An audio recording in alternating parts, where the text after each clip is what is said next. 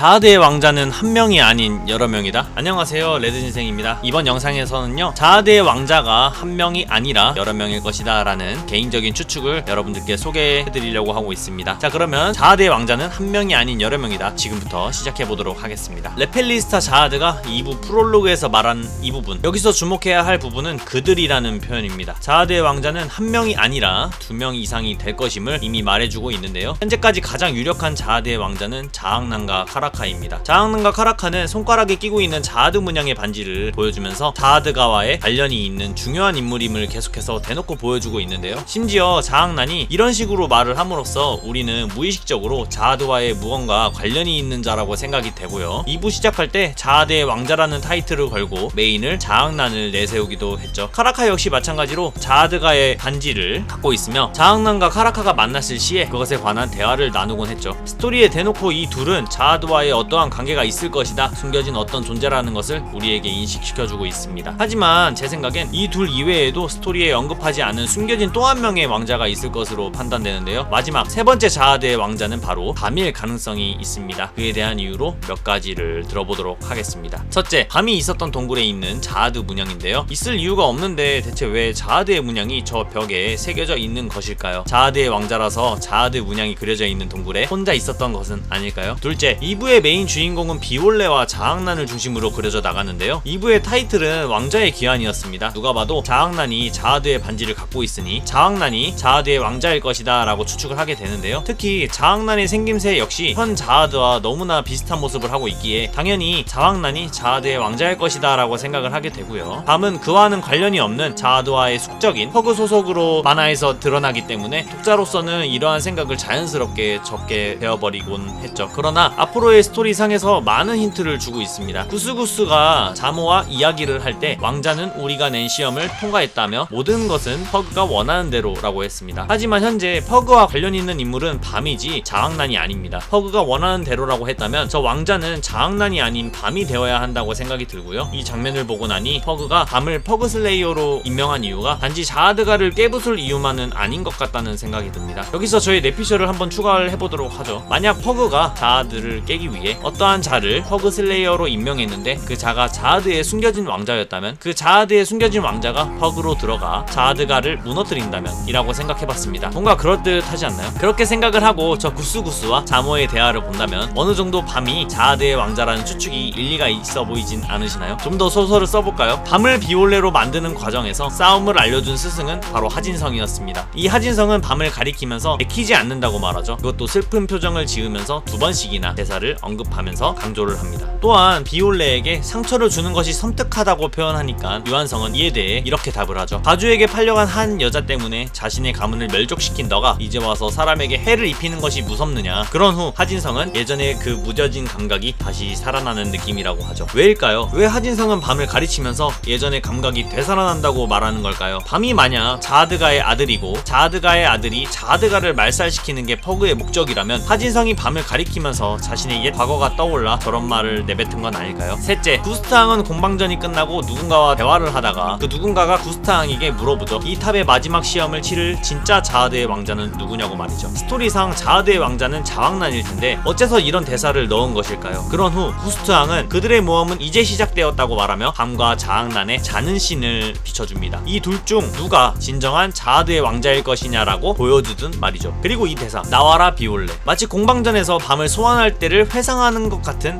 대사 같아 보이지만 굳이 이 타이밍에 이 대사를 넣을 이유가 딱히 없는데 말이죠. 아마도 제 생각에는 최후의 층을 오르는 그 시점에서 밤과 자악난이 대립할 수 있다는 생각도 들더군요. 그래서 이 타이밍에 자악난이 저 대사를 말한 것은 아닐까요? 마치 이를 해명이라도 하는 듯 다음 장면에서 자악난이 비올레를 부르는 꿈을 꾸는 장면을 일부러 넣어놨다는 느낌을 받았습니다. 저 대사는 이런 꿈을 꾸고 있기 때문이야 라고 말하는 것처럼 말이죠. 넷째, 죽음의 층에서 가람과의 대화에서도 굉장히 이상한 부분을 발견할 수 있었습니다. 가람은 자아드를 배신한 이유에 대해 다음과 같이 언급합니다. 공주들이 선발되어 싸우는 진정한 이유, 공주들은 왜 더 이상 위로 올라갈 수 없는지에 대한 이유, 자아드라는 왕이 어떤 자인지 알게 되었기 때문, 그리고 그 뒤에 밤의 존재에 대해서도 알고 있다고 하면서 말이죠. 그러면서 밤에게 밤에 대해서 알려주려 하지만 극히 일부분이라고 말합니다. 해주지 못하는 이야기는 다음에 강해졌을 때, 너가 책임질 수 있게 되었을 때 이야기해준다고 합니다. 말해주게 되면 망가지게 될 거라고 하면서 말이죠. 그리고 가람은 밤에게 그 이야기를 하지 못했다며 밤이 자신을 원망할 수도 있겠다라고 말을 하는데요. 대체 이 이야기가 뭘까요? 제가 추측하고 있는 밤이 자아드의 왕자일 것이다 라는 것은 아닐까요? 그리고 1부에서 다모모리를 할 때요, 유가가 밤을 보면서 적색사만이라고 거들먹거렸는데 이는 밤이 자아드의 왕자라는 떡밥이 아닐까요? 여러분들은 어떻게 생각하시나요? 여러분들의 생각을 댓글에 달아주세요. 전 다음 시간에 또 다른 떡밥을 들고 찾아와 보도록 하겠습니다. 귀로 듣는 웹툰 들려주는 채널 레드진생이었습니다.